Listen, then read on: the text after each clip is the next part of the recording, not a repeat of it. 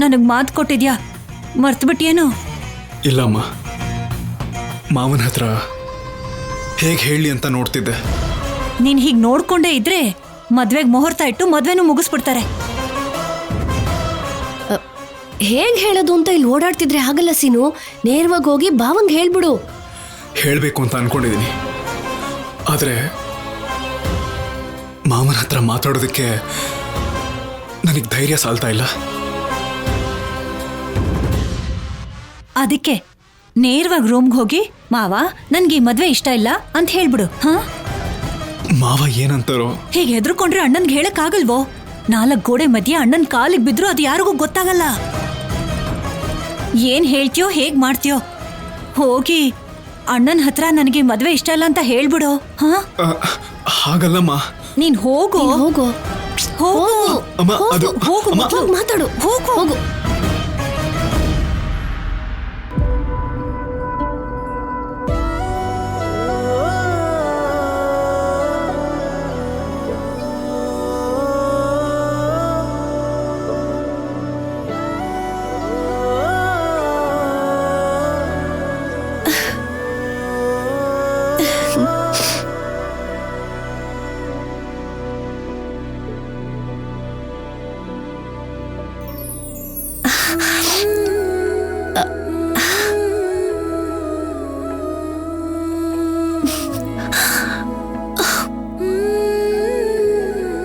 ಬಾಸಿನು ಬಪ್ಪ.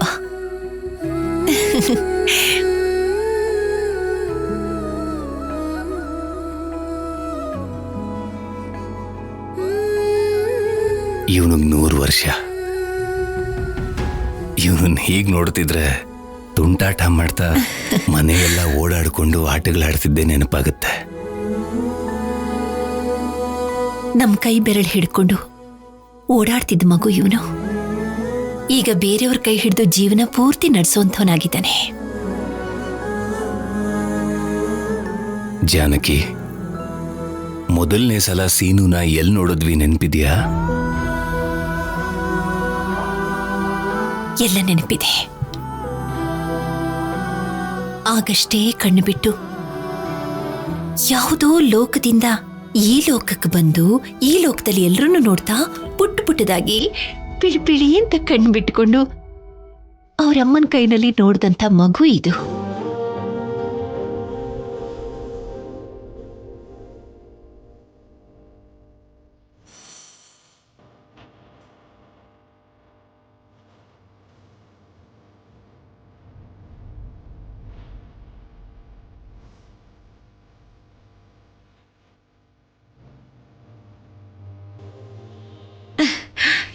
ಒಂದ್ ನಿಮಿಷ ಪದ್ಮ, ಒಂದ್ ನಿಮಿಷ ಇರು. ನಮ್ಮನೆಗ್ ಬರ್ತಾ ಇರೋ ಈ ಹೊಸ ಅತಿಥಿನ ಹಾಗೆ ಒಳಗಡೆ ಕರ್ಕೊಂಡ್ರೆ ಹೇಗೆ? ಒಂದ್ ನಿಮಿಷ ಇರು.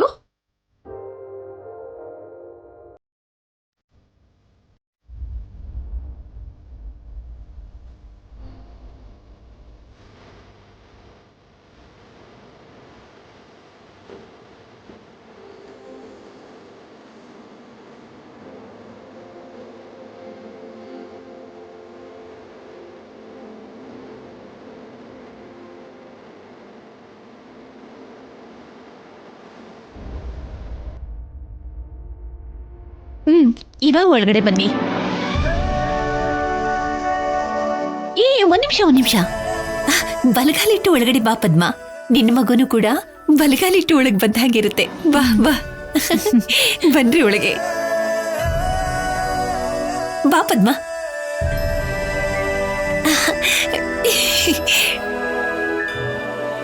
ಅಣ್ಣ, ನಿನ್ ಸೋದರಳಿಯ ಎತ್ಕೋ ಅಣ್ಣ. ಮೊದಲು ನೀನು ಅತ್ತಿಗೆ ಕೊಡಮ್ಮ. ಇವನ್ ಯಾವಾಗ ಬರ್ತಾನೆ ಅಂತ ಕಾಯ್ತಾನೆ ಇದ್ಲು. ತಗೋ ಅತ್ಗೆ. ಇಲ್ಲಿ ಕುಡು ಕುಡು ಕುಡು ಕುಡು ಬಡು ಬಡು ಬಡು ಬಡು. ಅಯ್ಯಯ್ಯೋ, ಅಲ್ಲಿ ನೋಡಿ ಇವನ್ನ.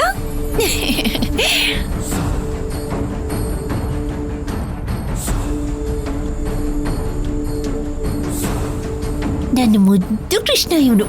ಅಯ್ಯೋ, ಇಲ್ಲಿ ನೋಡಿ ನನ್ ಕೆನ್ನೆ ಮುಟ್ತಾ ಇದ್ದಾನೆ. ಏನೋ ಕಂದ, ನಿನ್ನ ನಗುಯಿಂದ ಈ ಮನೆ ಬೆಳಗ್ತಾ ಇದೆ ಕಣೋ ಕಂದ.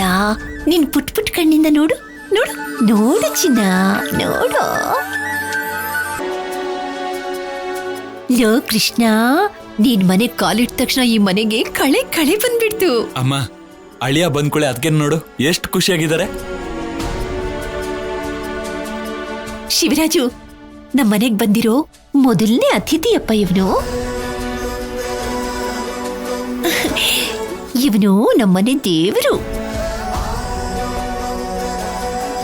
ರೀ ಇಲ್ಲಿ ನೋಡಿ, ಇಲ್ಲಿ ನೋಡಿ. ಇಲ್ಲಿ ಕೊಡು ಜಾನಕಿ. ಏನೋ ಹಾಗೆ ನೋಡ್ತಿದ್ಯಾ? ನಾನ್ ಕಣೋ ನಿನ್ ಸೋದ್ರ ಮಾವ. ನೋಡಿದ್ಯಾ ಪದ್ಮ, ಇವ್ ನನ್ನ ನೋಡಿ ನಗ್ತಿದ್ದಾನೆ. ನಿಮ್ಮನ್ನ ಬಿಡಲ್ಲ ಅಂತಿದ್ದೇನೆ ಭಾವನವ್ರೆ. ಇವನ್ ಬಿಡೋದಕ್ಕೆ ನಾವ್ ಇವನನ್ ಬಿಡ್ಬೇಕಲ್ಲ. ಪದ್ಮ, ಇವನು ನಿನ್ನ ಮಗನೇ ಆದ್ರೂ ನಮ್ಮ ಮಗನ್ ಥರನೇ ಬೆಳೆಸ್ತೀವಿ. ನಿನ್ ನೆರಳಲ್ಲ ಅವ್ನ್ ಬೆಳೆಯೋದು ಅವನ ಅದೃಷ್ಟ ಅತ್ಗೆ. ನಿಮ್ ಕಣ್ಮುಂದೆ ಬೆಳೆದ್ರೆ ನಮ್ಗೆ ಅದಕ್ಕಿಂತ ಇನ್ನೇನ್ ಬೇಕಮ್ಮ. ನಮ್ಮ ಮನೆಗೆ ಮೊದಲನೇ ಮಗ ಇವನು. ಇವನಿಗೆ ಯಾವ ಕೊರತೆನೂ ಬರಬಾರ್ದು. ಇವನ್ ಕೇಳಿದ್ ಯಾವುದಕ್ಕೂ ಇಲ್ಲ ಅನ್ಬಾರ್ದು. ನೀನಿರುವಾಗ ಅವನ್ ಏನ್ ಕೊರತೆ ಆಗುತ್ತೋ. ಇವನ್ ವರ್ಷೇಲ್ ನನ್ನ ಅಳಿಯಾನೇ ಆದ್ರೂ ನನ್ನ ಸ್ವಂತ ಮಗನ ಹಾಗೆ ಬೆಳೆಸ್ತೀನಿ.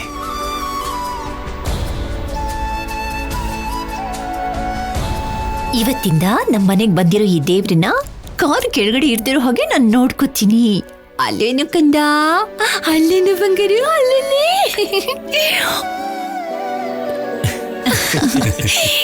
ನನ್ ಚಿನ್ನ ಬಂಗಾರ. ಅಮ್ಮ ಪದ್ಮ, ಪುರೋಹಿತರನ್ನ ಕರೆಸಿ ಈ ಹೆಸರಿಡೋ ಕಾರ್ಯಕ್ರಮನ ಜೋರಾಗಿ ಮಾಡಿಸಿದ್ರೆ ಒಳ್ಳೇದಲ್ವಾ? ಏನಂತೀರ? ಯಾರೂ ಅವಶ್ಯಕತೆ ಇಲ್ಲ ಅಣ್ಣ. ನಿನಗಿಷ್ಟ ಆಗಿರೋ ಹೆಸರನ್ನ ನೀನೇ ಇಡು ಸಾಕು. ಎಲ್ರೂ ಚೆನ್ನಾಗಿರ್ಬೇಕು ಅನ್ಕೊಳ್ಳೋದು ನಿಮ್ ಒಳ್ಳೆ ಮನ್ಸಿಂದ ಇವನಿಗೆ ನೀವು ಯಾವ ಹೆಸರಿಟ್ರು ಒಳ್ಳೇದೇ ಆಗುತ್ತೆ ಭಾವನವ್ರೆ. ಬರು ಬರು ಬರು ಬರು. ಏನೋ ಯಾವ ಹೆಸರು ಬೇಕು ನಿಂಗೆ? ಓಂಡುಮ್ಮ, ನಿನಗಿಷ್ಟವಾಗಿರೋ ಹೆಸರೇ ಇಡಣ್ಣ. ನನ್ ಮಾವ ನನಗೆ ಇಂಥ ಹೆಸರಿಟ್ಬಿಟ್ನಲ್ಲ ಅಂತ ಇವ್ ಅನ್ಕೋಬಾರ್ದಲ್ವೇನಮ್ಮ? ನೀವು ಯಾವ ಹೆಸರಿಟ್ರು ನಮಗೂ ಇಷ್ಟಾನೆ, ಅವನಿಗೂ ಇಷ್ಟ ಆಗುತ್ತೆ ಭಾವನವ್ರೆ. ಏನ್ ಹೆಸರಿಡೋದು ಜಾನಕಿ?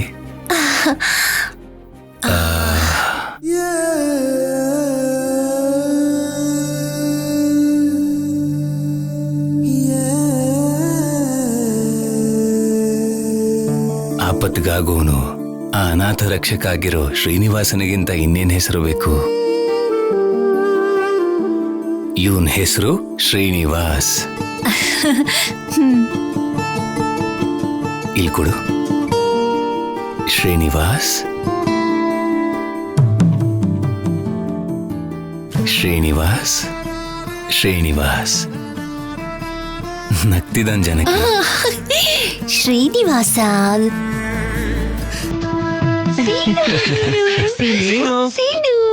ನೋಡಪ್ಪ, ಇಲ್ಲಿ ನೋಡು, ಇಲ್ಲಿ ನೋಡು ನನ್ ಬಂಗಾರ. ಶ್ರೀನಿವಾಸ.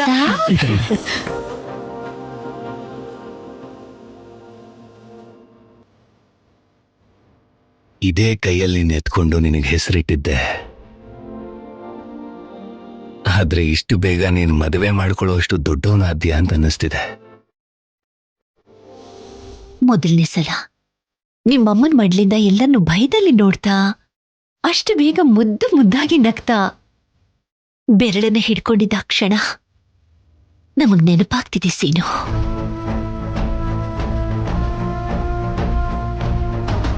ಆದ್ಯ ಮತ್ತೆ ನಿನಗೆ ಮದುವೆ ಮಾಡ್ತಿರೋದು ನಮಗೆ ತುಂಬಾನೇ ಸಂತೋಷ ಕೊಡ್ತಿದೆ.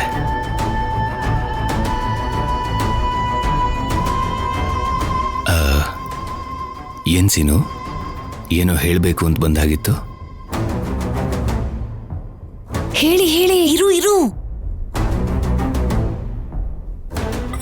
ಹೌದು ಮಾವ, ನಿಮ್ಮ ಹತ್ರ ಮಾತಾಡಬೇಕು ಅಂತ ಬಂದೆ. ಹೌದಾ? ಹೇಳು, ಏನ್ ಮಾತಾಡ್ಬೇಕು?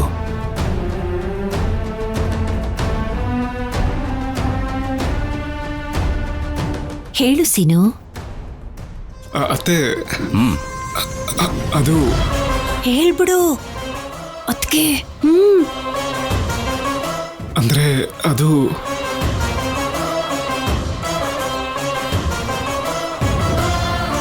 ಅದು ಲೇ ನೀನ್ ಇಲ್ಲಿದ್ಯಾ?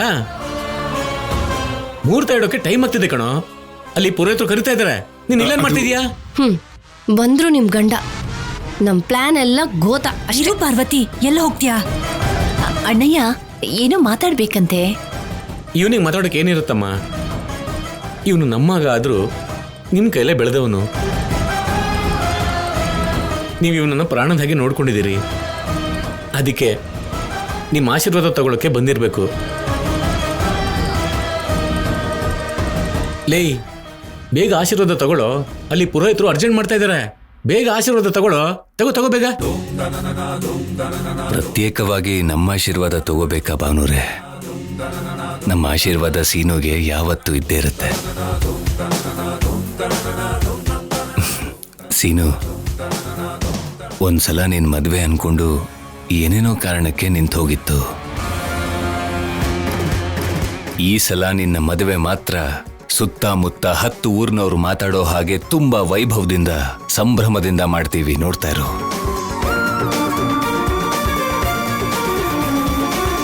ನಿನ್ನನ್ನ ನನ್ನ ಹೊಟ್ಟೆಲ್ ಹುಟ್ಟಿದ ಮಗನ ಹಾಗೆ ನೋಡ್ಕೊಂಡಿದ್ದೀನಿ ಸೀನು. ನಿನಗಷ್ಟೊಂದು ಪ್ರೀತಿ ಕೊಟ್ಟಿದ್ದಕ್ಕೆ ಇವತ್ತು ನೀನು ನನ್ನ ತಂಗಿ ಮಗಳನ್ನ ಮದ್ವೆ ಆಗಿ ನನ್ನ ಋಣ ತೀರಿಸ್ತಿದ್ಯಪ್ಪ. ಒಂದ್ ವೇಳೆ ಆದ್ಯನ ಬೇರೆ ಯಾರಿಗಾದ್ರೂ ಮದ್ವೆ ಮಾಡ್ಕೊಟ್ಬಿಟ್ಟಿದ್ರೆ ಅವಳ ಆ ಮನೆಗೆ ಹೋಗಿ ಹೇಗಿರ್ತಾಳೋ ಏನೋ ಅನ್ನೋ ಭಯ ನನ್ನನ್ನ ಕಾಡಕ್ ಶುರು ಆಗ್ತಿತ್ತು. ಆ ಭಯ ಬರಬಾರ್ದು ಅಂತ ಆದ್ಯನ ಮದ್ವೆ ಮಾಡ್ಕೊಂಡು ನಮ್ಮ ಕಣ್ಣು ಮುಂದೆನೆ ಇರೋ ಹಾಗೆ ಮಾಡ್ತಿದೀಯ. ಅದು ನನಗೆ ತುಂಬಾ ಸಂತೋಷ ಆಗ್ತಿದೆ ಸೀನು.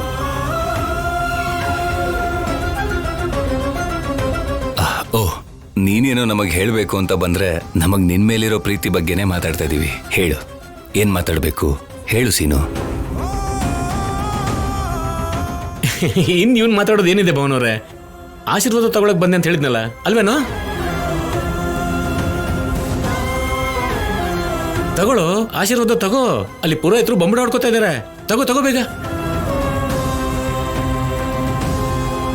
ಹೌದು ಮಾವ, ನಿಮ್ಮ ಆಶೀರ್ವಾದ ತಗೋಬೇಕು ಅಂತ ಬಂದೆ.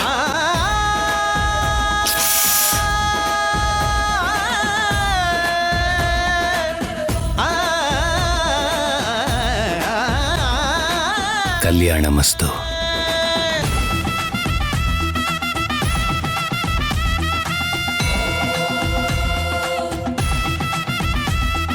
ಏಳು ಸೀನು. ಹೋಗಪ್ಪ, ಹೊರಗಡೆ ನಾವೇ ಬರ್ತೀವಿ. ಏಯ್ ಬಾರೋ ಬೇಗ, ನಡಿಯೋ.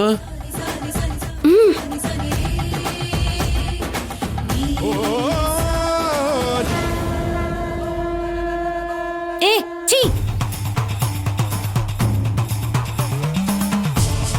ಹೊಲದಲ್ಲಿ ನಿಲ್ಸೋ ದೃಷ್ಟಿ ಬೊಮ್ಮೆ ತರ ಯಾಕೆ ನಿಂತಿದ್ದೀರಾ? ಅಲ್ಲಿ ಮುಹೂರ್ತಕ್ಕೆ ಟೈಮ್ ಆಗ್ತಿದೆ. ನಡ್ರಿ ನೀನ್ ಕೂಡ ಬರೋ.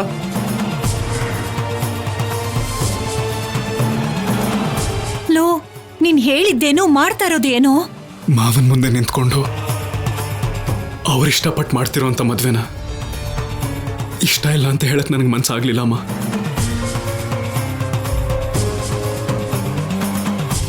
ಅಂದ್ರೆ ಏನು?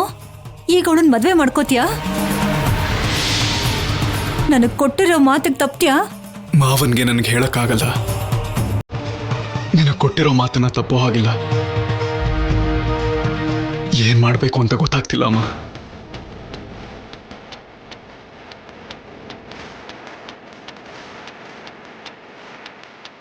ಲೋ ಸೀನು, ಅಂದ್ರೆ ಏನಾಗತ್ತದ್ಗೆ? ಆದ್ಯನ ಮದ್ವೆ ಆಗ್ಬಿಡ್ತಾನ?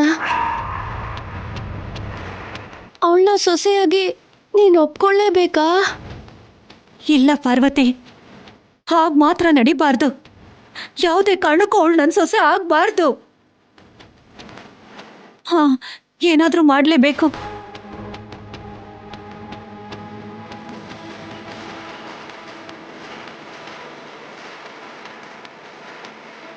ಅತ್ತೆ, ಚಿಕ್ಕಮ್ಮ, ಇಬ್ರು ಇಲ್ಲೇ ಇದ್ದೀರಾ?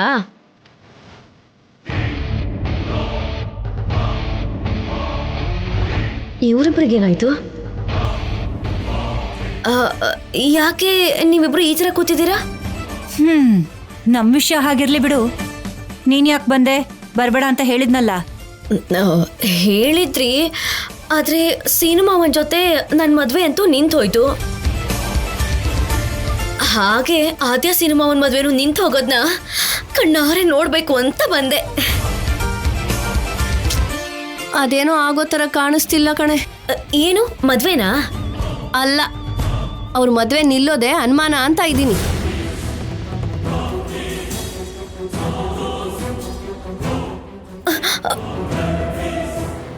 ಅದೇನು ಎಲ್ಲ ಅನ್ಕೊಂಡ್ ಹಾಗೆ ಆಯ್ತು.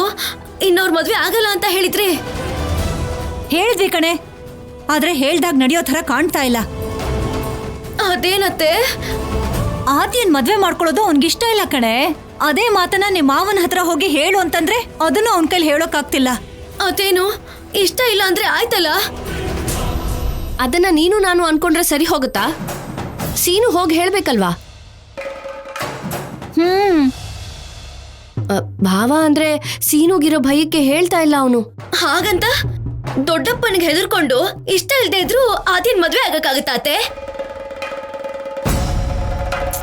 ಅವ್ನ್ ಮಾಡ್ಕೊಳ್ಳೋ ಥರಾನೇ ಕಾಣ್ತಿದ್ದಾನೆ ಕಣೆ. ಅವನು ಅಣ್ಣನ ಹತ್ರ ಹೋಗೋವರೆಗೂ ನಾನು ತುಂಬಾ ನಂಬಿಕೆನಲ್ಲೇ ಇದ್ದೆ ಈ ಮದ್ವೆ ನಡೆಯಲ್ಲ ಅಂತ. ಇವಾಗ ನೋಡಿದ್ರೆ ಆಗೋ ಥರನೇ ಕಾಣ್ತಿದೆ. ಇನ್ನು ನಾವ್ ಅನ್ಕೊಂಡಿರೋದು ನಡೆಯಲ್ಲ ಅಂತಾನೆ ಅನ್ನಿಸ್ತಿದೆ. ನನ್ನ ನಂಬಿಕೆ ಮೇಲೆ ನನಗೇ ನಂಬಿಕೆ ಹೋಗ್ತಾ ಇದೆ. ಅದೇನತ್ತೆ? ಮಾವನಿಗೆ ನಿಮ್ಮೇಲೆ ತುಂಬಾ ಪ್ರೀತಿ ಇದೆ, ಗೌರವ ಇದೆ. ಇಷ್ಟ ಆದ್ಮೇಲೆ ಆದ್ಯನ್ ಮದ್ವೆ ಆಗಲ್ಲ ಅಂತ ನೀವೇ ಹೇಳ್ತಾ ಇದ್ರಲ್ಲ. ಅವನಿಗೆ ನಾನಂದ್ರೆ ಪ್ರೀತಿ ಗೌರವ ಎಷ್ಟಿದ್ಯೋ ಅವ್ರ ಮಾವ ಅಂದ್ರೆ ಭಯ ಭಕ್ತಿ ಅಷ್ಟೇ ಇದೆ. ಆ ಭಯಕ್ಕೋ ಭಕ್ತಿಗೋ ಭಾವನವ್ರ ಮುಂದೆ ಆದ್ಯ ಅಂದ್ರೆ ಇಷ್ಟ ಇಲ್ಲ ಅಂತ ನನ್ಗೆ ಮದ್ವೆ ಬೇಡ ಅಂತ ಹೇಳಕ್ ಆಗ್ತಿಲ್ಲ ಅವನ್ಗೆ. ಮತ್ತೀಗ ಏನ್ ಮಾಡೋದು ಚಿಕ್ಕಮ್ಮ? ಹೇಳ್ಬೇಕಾಗಿದ್ನ ಹೇಳ್ದಿದ್ದಾಗ, ತಿಳಿಬೇಕಾದವ್ರಿಗೆ ವಿಷಯ ತಿಳಿದಿದ್ದಾಗ ನಿಲ್ಬೇಕಾಗಿರೋ ಮದ್ವೆ ಹೇಗ್ ನಿಲ್ಲುತ್ತೆ? ಯಾವ ಒಡ್ಡಿನೂ ಇಲ್ದೆ ಆದ್ಯ ಸೀನು ಮದ್ವೆ ನಡೆಯೋ ಹಾಗಿದೆ. ನಾನು ಇಷ್ಟೆಲ್ಲ ಆಸೆ ಇಟ್ಕೊಂಡು ಇಲ್ಲಿಗೆ ಬಂದೆ, ಈಗ ಹೀಗಾಗೋದು ಅಂದ್ರೆ ಏನ್ ಚಿಕ್ಕಮ್ಮ? ನಾವ್ ಅನ್ಕೊಂಡಿದ್ ನಡೀತಿಲ್ಲ ಅಂತ ಸುಮ್ನೆ ಬಿಡಕ್ಕಾಗತ್ತಾ? ಇನ್ನೇನ್ ಮಾಡೋದತ್ಗೆ? ಒಂದು ದಾರಿ ಮುಚ್ಚೋದ್ರೆ ಇನ್ನೊಂದ್ ದಾರಿಲಿ ಹೋಗ್ಬೇಕು. ಅದನ್ನ ಬಿಟ್ಟು ನನಗಿಷ್ಟ ಇಲ್ದಿರೋಳು ನನ್ ಸೊಸೆಯಾಗಿ ಬರೋದನ್ನ ನಾನ್ ನೋಡ್ಕೊಂಡು ಸುಮ್ನೆ ಇರೋದಕ್ಕಾಗಲ್ಲ. ಅವ್ರ ಮದ್ವೆ ನಿಲ್ಲೋವರೆಗೂ ನನ್ನ ಪ್ರಯತ್ನನೂ ನಿಲ್ಲಲ್ಲ. ಆದ್ರೆ ಇನ್ ಸ್ವಲ್ಪ ಹೊತ್ತಿಗೆ ಮುಹೂರ್ತನ ಇಡ್ತಾ ಇದಾರಲ್ಲ ಅತ್ತೆ. ಅತ್ಗೆ, ಇನ್ ಸ್ವಲ್ಪ ಹೊತ್ತಲ್ಲಿ ಏನ್ ಮಾಡ್ತೀರಾ ಹೇಳಿ? ನಮ್ ಪರಿಸ್ಥಿತಿ ಮರದ ಮೇಲಿರೋ ಬೇತಾಳನ ವಿಕ್ರಮಾದಿತ್ಯ ತಗೊಂಡ್ ಹೋಗೋ ಹಾಗಿದೆ. ಏನೇನೋ ಕಷ್ಟಪಟ್ಟು ಭುಜದ ಮೇಲೆ ಹಾಕೊಳ್ಳೋದು, ತಿರ್ಗಿ ಬೇತಾಳ ಮರದ ಮೇಲೆ ಹೋಗೋ ಹಾಗೆ ನಾವಿಷ್ಟು ಕಷ್ಟಪಡೋದು, ಕೊನೆಗೆ ಆದ್ಯ ಏನಂತ್ಕೋತಾಳೋ ಅದೇ ನಡೆಯೋದು. ಇದು ಮಾತ್ರ ಮಾಮೂಲಾಗಿದೆ. ಈ ಸಲ ಅವಳು ಅನ್ಕೊಂಡಿರೋ ಹಾಗೆ ನಡೆಯಲ್ಲ. ಏನ್ ಮಾಡ್ತೀರಾ ಅತ್ಗೆ? ಮುಹೂರ್ತ ಇಡ್ಬೇಕಾಗಿರೋದು ಪುರೋಹಿತ್ರೆ ಅಲ್ವಾ? ಅವ್ರ ಹತ್ರನೇ ಮಾತಾಡ್ತೀನಿ. ಅವ್ರ ಜೊತೆ ಮಾತಾಡಿದ್ರೆ ಪ್ರಯೋಜನ ಏನಿದೆ ಹೇಳಿ? ಮುಹೂರ್ತ ಇಡ್ಬೇಕಾಗಿರೋ ಪುರೋಹಿತ್ರೆ. ಅವರಿಬ್ರು ಜಾತಕ ಚೆನ್ನಾಗಿಲ್ಲ, ಇವರಿಬ್ರು ಮದ್ವೆ ನಡೆದ್ರೆ ಅನಿಷ್ಟ, ಅದು ನಿಮ್ ಕುಟುಂಬಕ್ಕೆ ಕೆಟ್ಟದ್ದು ಅಂತ ಹೇಳ್ಸಿದ್ರೆ ಆಗ ಈ ಮದ್ವೆ ಮುರಿದು ಬೀಳೋದು ಗ್ಯಾರಂಟಿ. ಅತ್ಗೆ, ನೀವು ಸಾಮಾನ್ಯದವರಲ್ಲ ಅತ್ಗೆ.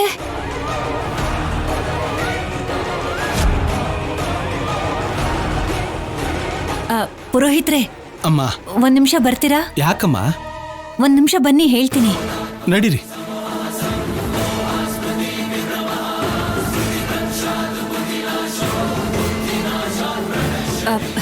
ಪುರೋಹಿತ್ರೆ, ತಗೊಳ್ಳಿ ಪುರೋಹಿತ್ರೆ.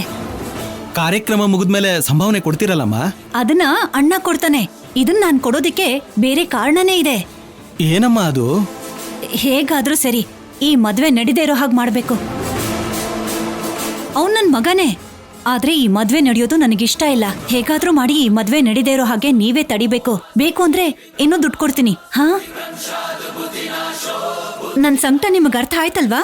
ನೀವು ಏನೋ ಹೇಳಿದ್ರಿ, ಆದ್ರೆ ನಿಮ್ಮಲ್ಲಿ ನೀವೇ ಗೊಣಕೊಂಡ್ರೆ ಹೇಗಮ್ಮ? ಜೋರಾಗಿ ಹೇಳೋದಿಕ್ಕೆ ಇದೇನಾದ್ರೂ ಪಂಚಾಕ್ಷರಿ ಮಂತ್ರನ ಅಥವಾ ಪಂಚಾಯತಿ ತೀರ್ಪ? ಸರಿ, ಸ್ವಲ್ಪ ಸರಿಯಾಗಿ ಕೇಳಿಸ್ಕೊಳ್ಳಿ. ಅದೇನು ಅಂದ್ರೆ, ಬಂದಮ್ಮ ನನ್ ಪಾಲಿನ ಯಮ.